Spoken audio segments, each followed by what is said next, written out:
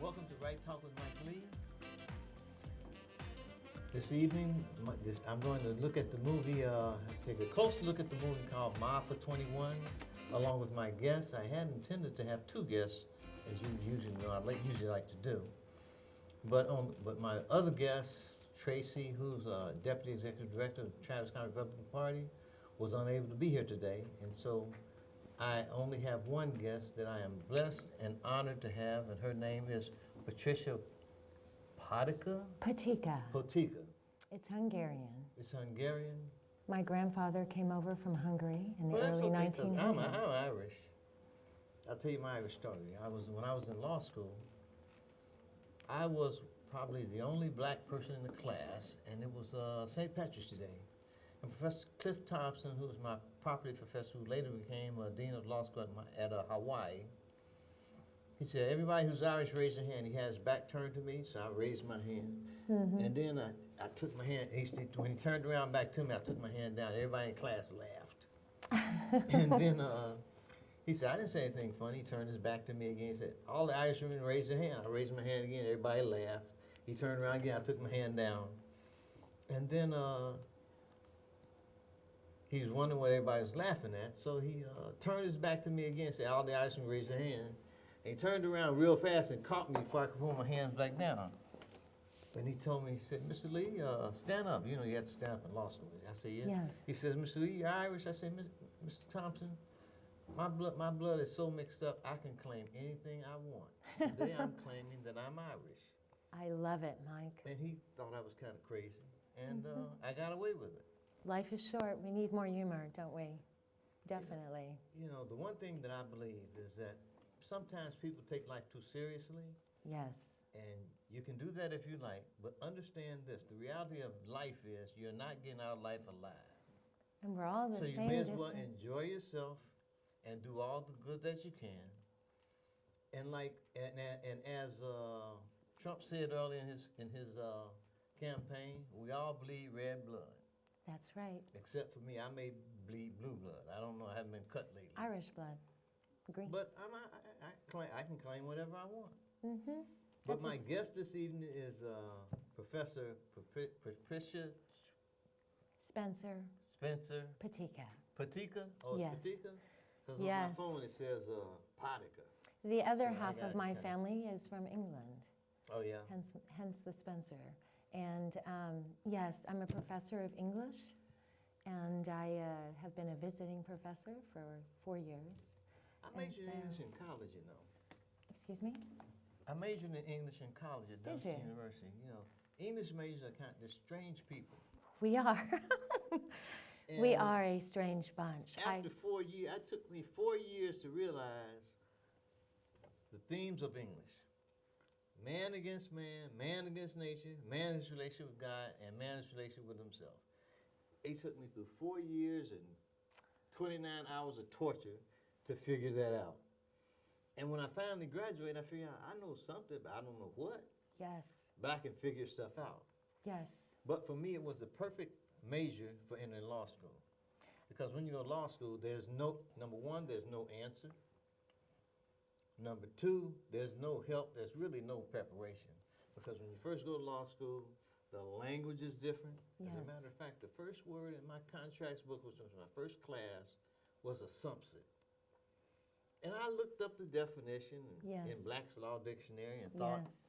I was ready, and the professor stood me up, and I read my little definition. And then after I sat down from reading my little definition, he proceeds to discuss the history and the development of the word for the next 15 minutes. And for a minute, as I was standing up, I was, the longer he talked, the smaller I got. And then Yes, it occurred to me that I'm here to learn that. And there's no need to trip. Exactly. And that's so I the looked at him like, I don't give a damn what you say. And he looked at me and he said, you can sit down, Mr. Lee. And after that, law school got, I can't say it got easier. It was hell for about 6 weeks. But after that 6 weeks, things began to click. And I had a roommate, Charles Howard, who I love very much. He's like a brother. When I was struggling, he looked at me and just kind of Oh. smiled, this funny smile, and Yes. said, "You gonna get it?" I thought, I don't know what the hell he's talking about. Yes. But eventually it clicked, and I survived first year, which was interesting because first year, you know, my first class said, look to your left, look to your right. See, in January, one of those people won't be here. And everybody's to the left or right of somebody. Yes. And Yes. he was right. He was So I right. have a question That's a for bad you dog, here. man. Why, in 2015, the Texas legislature proposed a bill to create more online law schools? Currently, there's only one man in the nation who is a practicing attorney, having gone to an online, participated and gotten his degree that way. I'm someone that has worked in law firms right out of college. I'm someone that would love, but, like we all are, busy lives, children, and life gets in the way. So since I teach a blended curriculum, it would be nice if more law schools would entertain opening up a curriculum to older students who, like me, would love to go to law school, work in the DA's office, and put the bad guys away. Interestingly, when I was in law school, I entered law school when I was 22 years old, fresh out of college. Yes. And when I entered law school, I think the average age of people in my law school, in my graduating class, was 26. So I was a kid. Mm-hmm. Wow, I went too. But law school is a different kind of animal, and I think when I look at online education versus in-classroom education, I think there's something that you get from human interaction Definitely. that you can't get online.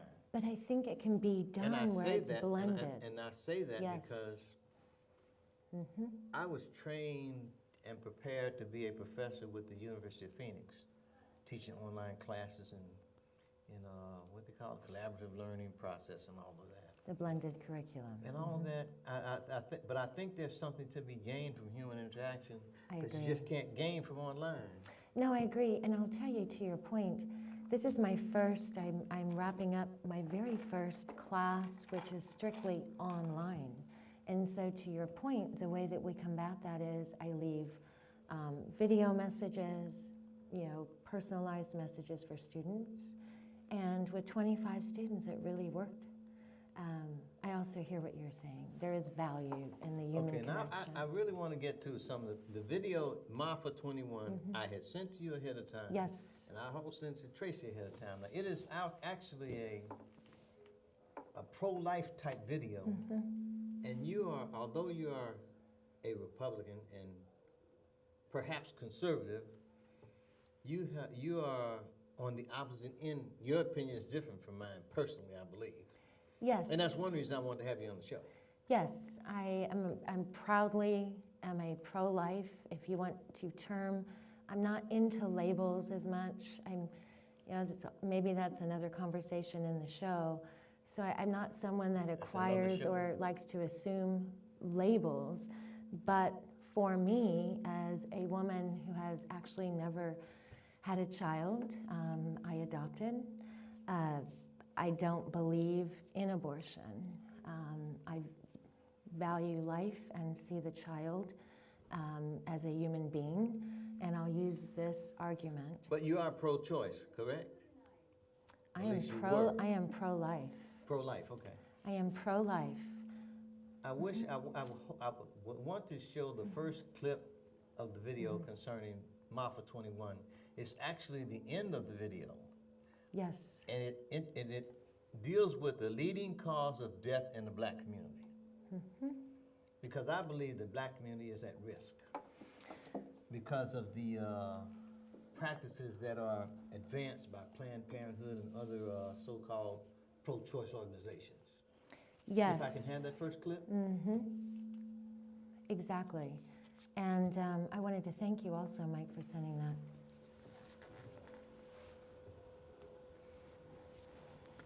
Proposals like forced sterilization, chemicals in the food and water supply, and government control of childbearing were abandoned by most people in the eugenics movement.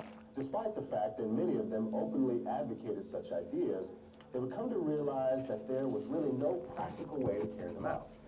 But for all their failures, what the eugenics movement had accomplished was to lay the foundation for the next phase of their plan. And this is where they would find the success that they had been chasing for over 100 years.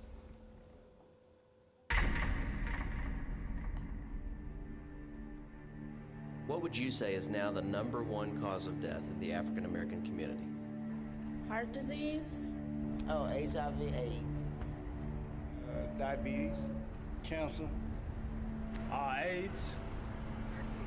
I'll say heart disease. AIDS.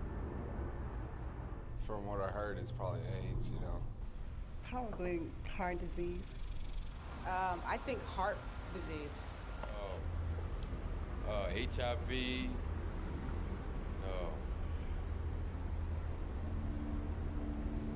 Gang violence. What if I told you the real answer was abortion?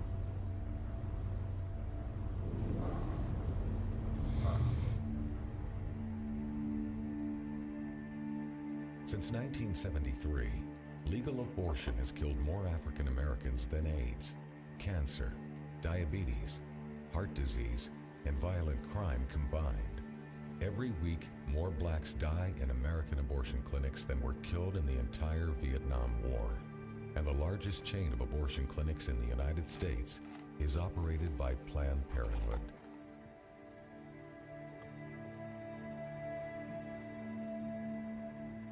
We have now reached a point in this country that African American women, though they make up 12% of the population, they account for 37% of the abortions. An African American baby is almost 5 times more likely to be aborted than a white child. The abortion industry at this point kills as many African American people every 4 days as the Klan killed in 150 years.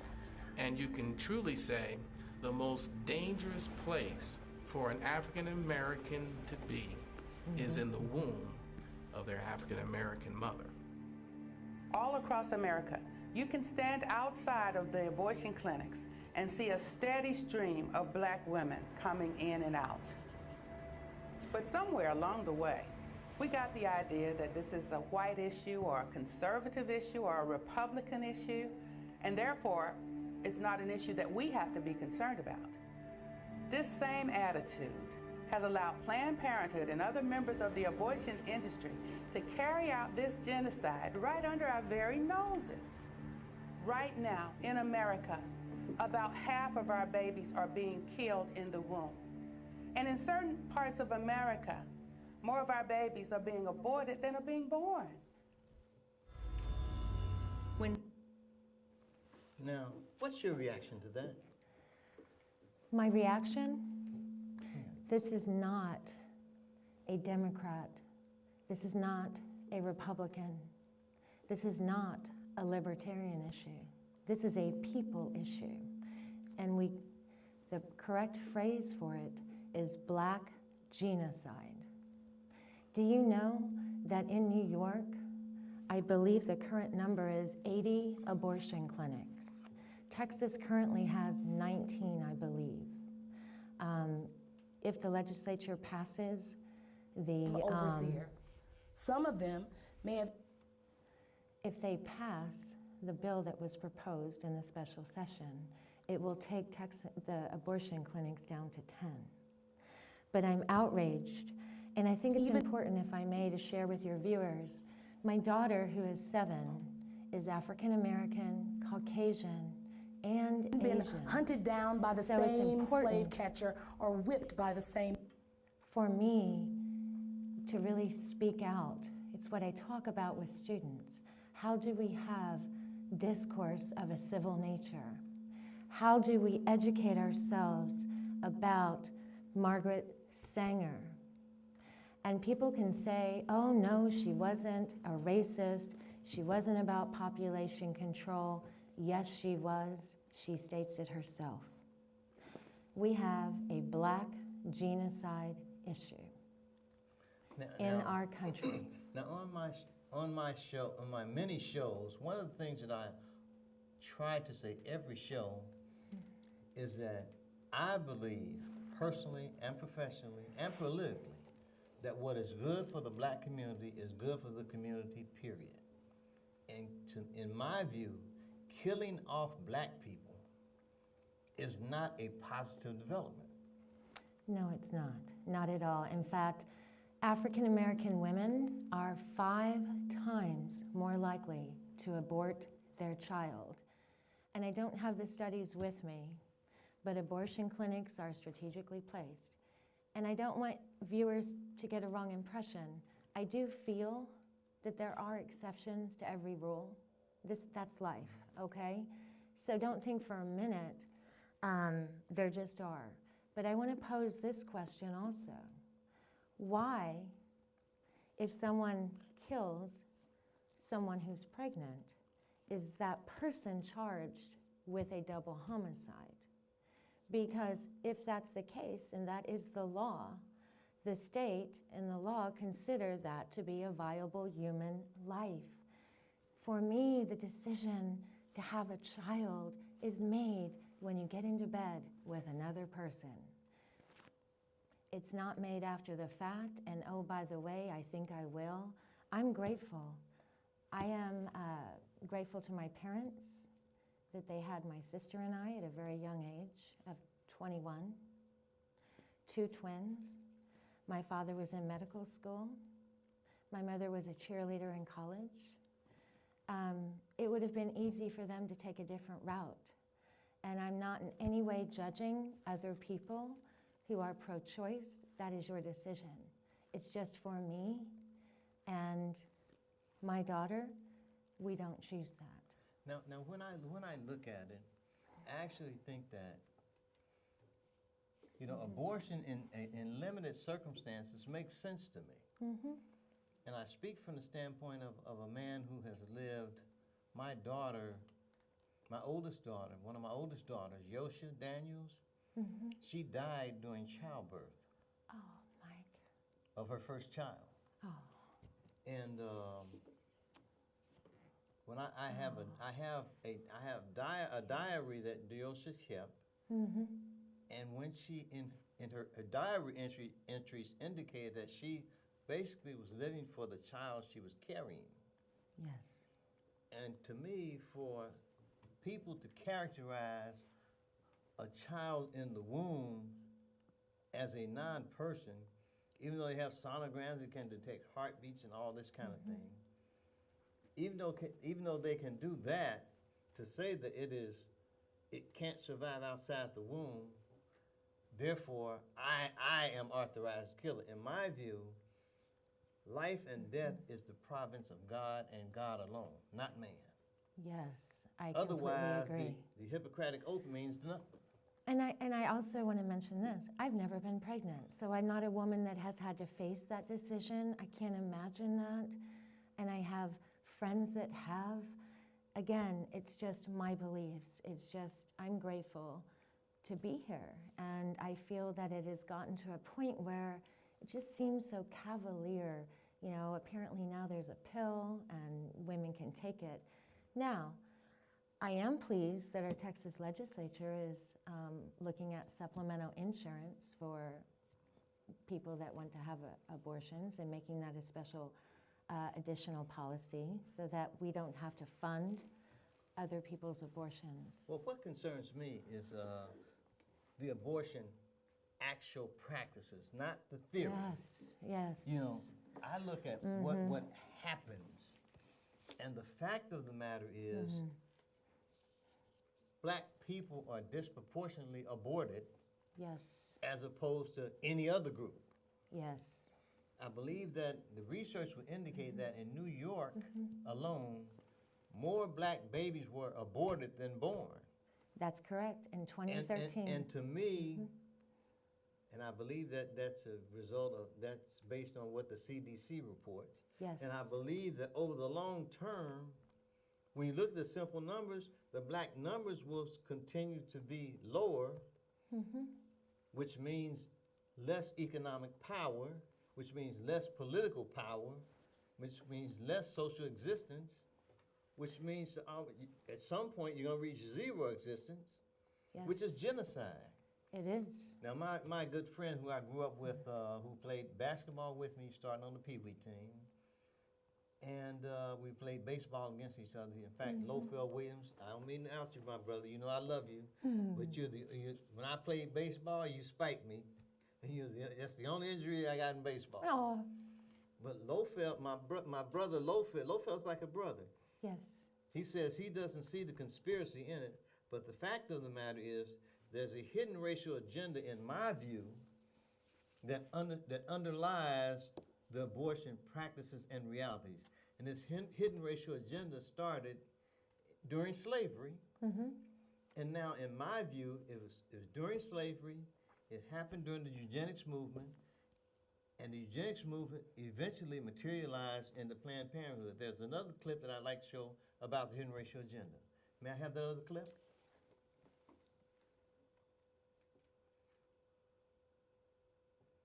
Really work. It's called the Ma'afa. And it began when the first Africans were shackled to the bottom of a slave ship. But the irony is that it did not end when the slaves were freed. In fact, it hasn't ended yet. And as you're about to see, a hidden racial agenda is keeping the Ma'afa alive into the 21st century. What shall be done with the 4 million slaves if they are emancipated? This question has been answered and can be answered in many ways. Primarily, it is a question less for man than for God, less for human intellect than for the laws of nature to solve. Our answer is, do nothing with them. Mind your business and let them mind theirs. Your doing with them is their greatest misfortune. They have been undone by your doings, and all they now ask and really have need of at your hands is just to let them alone. Frederick Douglass, 1862. It is the stupidity of man to think that he can do evil, even some monstrous evil, and it won't have any backlash on himself. But of course, it seldom works that way, and the moment he figures that out, he starts looking for a way to avoid the repercussions of what he's done. This is what happened with slavery.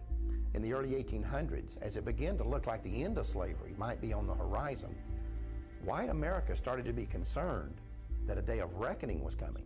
The primary fear for the average person was of retribution and insurrection, and that was a reasonable fear. After all, it's illogical to think that you can do to a whole group of people what was done to African Americans and think that they will just take it lying down forever. And of course, there were things like the Nat Turner uprisings. But for the wealthy elite, their fears went beyond things like insurrection. They were worried about the financial impact. Remember, it was not just the cotton plantations that profited from slavery. Whether you're talking about the banks or the insurance companies, the railroads, even the newspapers, the fact is that almost every aspect of the American economy was at some level or another invested in the slave business. You also need to recognize that for the wealthy elitist who controlled this system, slaves were an asset as long as they were slaves. But at the moment they are set free, they become a liability. And what the elite knew was that the end of slavery would instantly release 4 million people into the economy who had been kept uneducated and effectively unemployable anywhere but the cotton field. And what they were concerned about was that this was going to bankrupt the American economy. Taxes were going to go through the roof to take care of these people. Crime was going to be rampant. The prisons were going to be flooded. There was going to be this population overrun. And in the North, the biggest fear was migration from the South of these black people. The other fear that these people had was intermarriage between blacks and whites would lead to a loss of racial purity. The question was, what were they going to do about it? And their initial thought was that they would just send all the slaves back to Africa. This plan was called colonization, and it had broad support among the wealthy elite. In fact, the American Colonization Society was even funded by the United States Congress. But in the end, colonization proved to be unworkable, and the idea was eventually scrapped. But about that same time, a new philosophy was emerging in the world. It was called eugenics. And for some, it seemed like the perfect solution to what had become known as the Negro dilemma. Now, those two segments indicate that at the end of slavery, America as a nation had a problem, which is what in the world do we do with these people who are now freed who used to be slaves? Mm-hmm. And I think Mr. Crutcher sums up very, very succinctly what the problem was. The American economy as a whole was invested in the slavery business. There was free labor available, and they used it. And we know, most informed people know that slavery existed not just in America. Slavery existed in biblical times. It existed during the times Arab rule. Arabs had slaves in Africa before the slave trade. I believe Jews had other Jews in slavery. So it wasn't exclusively a racial thing, but in America, it pretty much was. Yes. Well, it's interesting that in 1972, Jesse Jackson gave voice, quote, "Abortion is black genocide." But he flip-flopped when he decided to run for office, right? And he flip-flopped on his stance. But it's in the video. I just found that interesting. And I understand we're all able to change our minds, but I feel the dirty little hidden secret is the history of Margaret Sanger, her methods for population control. It's okay to change your mind, but when you change your mind for money, yes, to me, that's kind of like selling out. And to get back to what these clips show, the racial agenda was developed because of the end of slavery. Slavery became unpopular and politically and actually indefensible. Because during slavery times, the slaves were considered as property and not quite human. But it turns, what eventually came to realize, and what I personally forgive the white men of that day, they were operating on the best information that they had available, which was biased information. And history, like everything else, is written from the standpoint of the people in control, not the people not in control. So it would be unreasonable to expect history to be written from the standpoint of the slave rather than the standpoint of the slave owner, because the slave couldn't write. And that's why we see the stories in film, in media, in music, but giving a voice. I'd like to see our party. You know, I did hear Mike Huckabee recently talk about eugenics, and I feel that now it's twisted itself to abortions are marketed to African Americans. Yeah, pretty much. I believe that the location of abortion clinics is probably more geared to being made available to the African American and Mexican communities than the other communities. And I believe, actually, to your point, Mike, 79% of abortion clinics are strategically located within the African American community. So, you know, in 1973, President Nixon, to quote him, quote, "The Negro are little black," and then he used the B word, I won't use it. I'll use it. In response to the formation of the Religion for Abortion Rights, and this was funded by the Rockefeller Foundation. Just to give you a little history, because I don't want to come across as everyone on the right has been a saint, okay? But it's time to change, and at least to educate people. Back to your point about the videos, I was appalled to turn on my television and to see a woman casually over lunch drinking wine, talking about baby parts. And I'm someone that wasn't able to have my own. And so, you know, I do feel, and I'm glad to see, the funding is being cut. I believe. And well, that's one of the things that Trump has proposed, is to cut Yes. funding to Planned Parenthood. I agree with it. And if it's a nonprofit, as someone who spent 25 years in the world of nonprofits, you always know that you shouldn't rely on funding from one area. So Planned Parenthood, has relied heavily on federal funding for years. Hire some more development directors and raise some private funds. But I don't want my money going to fund the killing of children. Well, it's what Mr. Crutcher pointed out, that the alliance between the abortion industry and the government is well known and well funded, and was overwhelmingly supported by the Democratic Party. Yes. We know now that the Republican Party, as it presently stands, has indicated it is opposed to abortion on demand. And I guess the part that's most concerning to me is not only the genocidal impact on the black community, and what is surprising to me is the fact that the connection from slavery to eugenics to Planned Parenthood is pretty clear. Even though my brother and good friend Lofell Williams doesn't think he can't see it. But I understand that also. And I want to take that thought a step further. When I moved to Austin in 2004, one of the very first things I noticed was the dividing line. 35. And I lived in Northwest Hills, and everyone looked like me. And on the other half of 35 was the East Side. And it was like a whole world. And I did get exposed to it. But I was shocked, having grown up in San Antonio and coming to a city that purports itself to be so diversified and liberal, just really how liberal it wasn't in terms of race.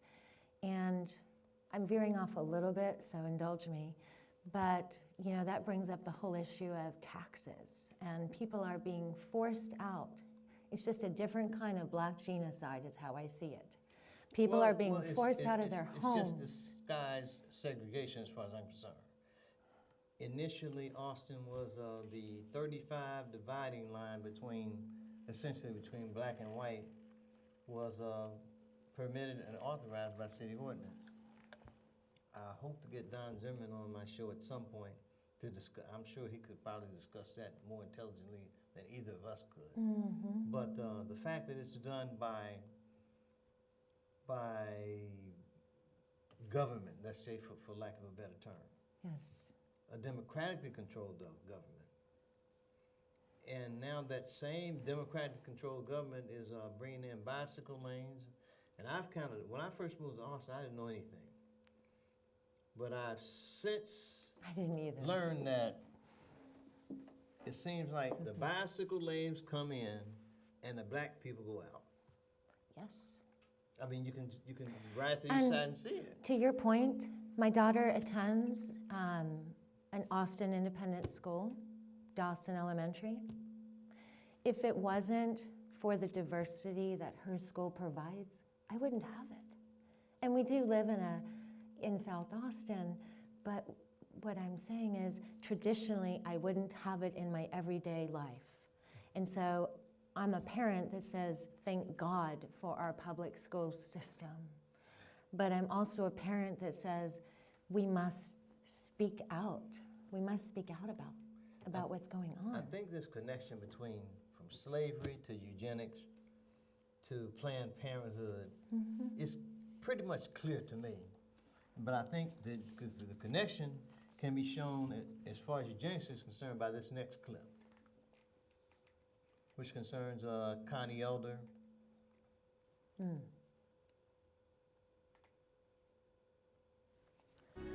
Francis Galton is known as the father of eugenics. He actually coined the phrase eugenics. So he believed in trying to increase those he felt were superior in stock and decrease those he felt were inferior. Francis Galton came from a very wealthy family, a family that made its wealth from the slave trade. And what a lot of people don't know is that Francis Galton was a cousin to Charles Darwin. Francis Galton took Charles Darwin's philosophies and ideas and thoughts, and he actually put them into practice, and that's what we know today as eugenics. Eugenics and evolution are related in that they both see what they consider to be the highest form of primate, such as the gorilla, as almost indistinguishable from what they consider the lowest form of human, the African and the Aborigine. At some future period, not very distant as measured by centuries, the civilized races of man will almost certainly exterminate and replace the savage races throughout the world. The break between man and his nearest allies will then be wider, for it will intervene between man and a more civilized state, and some ape as low as a baboon, instead of as now between the Negro or Australian and the gorilla. Charles Darwin, 1890. Charles Darwin is very well known for writing The Origin of Species in the 1800s. This book gave rise to evolutionary theory. What people don't know is that there was actually a longer original title to this book, and that was On the Origin of Species by Means of Natural Selection, or the Preservation of Favored Races in the Struggle for Life. Now, copies and editions that they made afterwards eliminated that phrase about the favored races. Evidently, they understood then that it was politically incorrect. Some may defend Francis Galton because eventually that he rejected slavery, but they do point out that all of his wealth did derive from the slave trade, but also it needs to be known that he, as well as other eugenists, did not reject slavery until after it had ended, and they could not any longer exploit blacks legally. So at that point, it would have been quite easy for he and his cohorts to reject slavery. I think this is a point that we all have to really realize, that the eugenics movement was not invented by the everyday average white American, but by a select group of wealthy white elitists that had often used this ideology to pit all of white America against black America. And so we see that indeed that truly is the case even to this day. Average Negroes possess too little intellect, self-reliance, and self-control to make it possible for them to sustain the burden of any respectable form of civilization without a large measure of external guidance and support. Francis Galton, 1873. So now, the message that's being sent, the marketing is, it's your right. Go do it. You see? It's just a form of the black genocide. And I don't know if viewers are familiar with this, but RU-486 was manufactured in China. It's now funded by the same company that produced the gas for the Nazi concentration camps. IG Farben is its current name, and it's a subsidiary of Host AG, named Russell Uclaf. That is who is making the abortion pill. Well, I think, in my view, despite what my brother Lowfield says, I think it's very clear that there's a connection from slavery to eugenics to Planned Parenthood.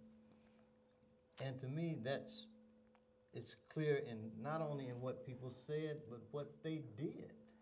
Yes. I believe that, because of the problem created by freeing the slaves, it was necessary to figure out what the hell to do with them. What the hell are we going to do? We've dehumanized these people, and now they're free. So what are we going to do? In fact, to your point, they were referred, the African Americans used to be referred to as feeble-minded. I was shocked when I read that, heard Margaret Sanger say that. Now, moving forward to present day, interestingly enough, the Democratic Party chairman, Tom Perez, last April. That's here in Travis County? It's not, and Well, that's the forgive chair, me for for the not national knowing. chair? Yes, That's it the national is. chair? Yes. He stated in April that there is no place for pro-lifers in the Democratic Party. That's ridiculous. So What kind of thinking is that? So it's, as my friend Corey Tabor likes to say, it's the party of death then. Well, I mean, it doesn't make sense because Marilyn Musgrave, who actually is a former Republican congresswoman who is now working with the Susan B. Anthony list, she says conversely it would be immensely helpful to have pro-life Democrats.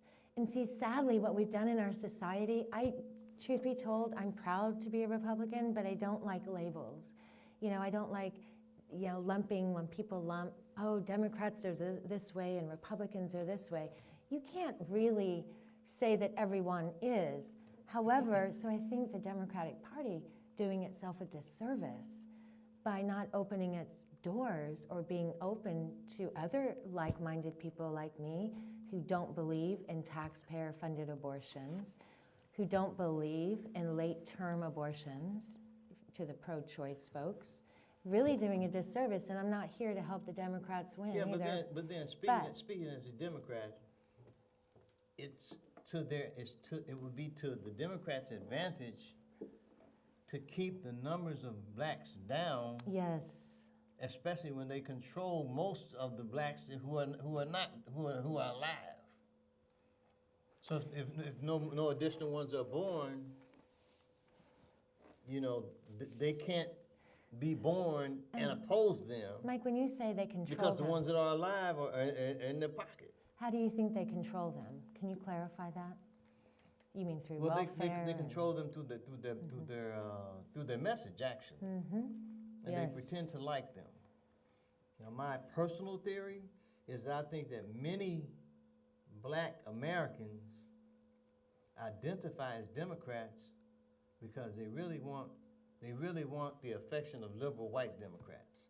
See, as far as I'm concerned, like the white Republicans, I don't give a damn whether they like me or not. I don't care whether you like me or not. I do care whether or not you respect me. Because as far as I'm concerned, personally, respect is a lot more preferable than affection. No, it is. And I have, you know, it's interesting. I was in San Antonio recently and met with a friend of mine who is actually the secretary of the Bexar County Libertarian Party. I just have never seen the divisiveness. You look at social media, Facebook, I don't feel that I'm an antagonistic person, but I'll chime in for unjust or unfairness. And the responses that I've received, go away white girl, go home and bleach your hair, the C word, I've been threatened on private messaging, just because of my beliefs. And that doesn't mean that I condone everything. I'm going to use President Trump as an example. But I will say this, if after so many years, politicians can't seem to get it right, a businessman, you know, bring him on in. And let me just add, Mike, because this is important. I voted for President Obama. Not only that, I became an Obama state delegate for the state of Texas. And I was enamored with President Obama. He did a lot to bring our country together. And it's a shame where we are now. We have so many angry people who seem to want to, it's like President Trump is the battering boy and they're going to just hit him. I want to say, don't you realize he has a cabinet? He's not making unilateral decisions. But the venom, you know, I'm fearful, and just back to AISD, I'm glad to have a new program they're rolling out called We Welcome Everyone. Again, you know, what will it be like as the mother of a 7-year-old African-American multiracial daughter for my daughter moving forward? Well, we need safe spaces for conservatives, actually. Because as far as I know, the only Democrats have engaged in gunplay. safe space. The attempted assassinations? Well, I feel like safe spaces. The value of education is being able to sit in a room and converse with people that you don't agree with. And how wonderful that we live in a world where we have different ideas. Wouldn't it be boring if we didn't? You know, and particularly teaching. You know, I'm wrapping up this course right now, and my students always know you always want to acknowledge the opposing viewpoint. Why? It gives you credibility. Well, it helps you better understand your own viewpoint, I would think. Yes, and we're all formulating as we go and tweaking, and a lot of this is new for all of us. For example, immigration. You know, my brother-in-law is Muslim. He's here from Tunisia, and I'm veering off a little bit, but what I mean is, let's welcome everyone and get along and learn from each other and coexist together instead of being so divisive. But I believe that the same problem that existed with respect to slavery and the hidden racial agenda and the wasn't it the Democrats that wanted slavery? The abortion, of course, the Democrats were the slave owners. That's what they I were thought. The South. Yes. And the same, the problem was what do we do with these freed people? At first it was send them back to Africa. Then it was somehow find the way to eliminate them. And I think the ultimate goal was, as we led off, the leading cause of death is abortion, which if it's genocidal in effect, not in conversation, in real life, if there are more black people being aborted than being born, eventually the numbers say you're going to dwindle. Between the abortions and interracial marriages, black people, as I knew them growing up in my neighborhood, they're going to become less and less until the point that they're non-existent. Well, they're moving to Pflugerville. The taxes are too high here in Austin, so they're moving out. Where you run them out with the tax. That's right. It's actually discriminatory tax practices. Yes, it is. But it's disguised as an economic measure. But the bottom line is to eliminate them and the quality of life. And this next clip talks about the elimination of the poor. Now, Austin eliminates them by its tax policies, but the abortion practices, as they're actually carried out, could actually eliminate them in real life. And I think this next clip would shed some light on that issue. Because what the quality of life at its core meaning was that poor people really didn't have a reason to live. Only the white, those with status, had any chance of a meaningful or purposeful life. The solution for the poor now was not to eliminate the circumstances that would cause poverty. Their solution now was to eliminate the poor, eliminate the impoverished, and just wipe them off the face of the earth. The practice of birth control among... Now, I think that if you eliminate the poor, and they're talking about black people, that is exactly what abortion, as implemented, is actually doing. That is the net result. If the net result is the reduction in the black population, that is exactly what is happening. So now I find that segment interesting.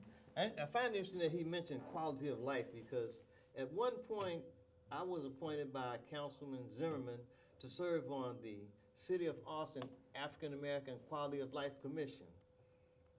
And the fact that they called it the Quality of Life Commission kind of struck me, especially given the perspective that Mr. Childress just announced. Yes. So the Quality of Life Commission, I guess, was supposed, our goal was to improve the quality of life of African Americans in Austin. But if there are no African Americans in Austin, then their quality of life is really a non-issue.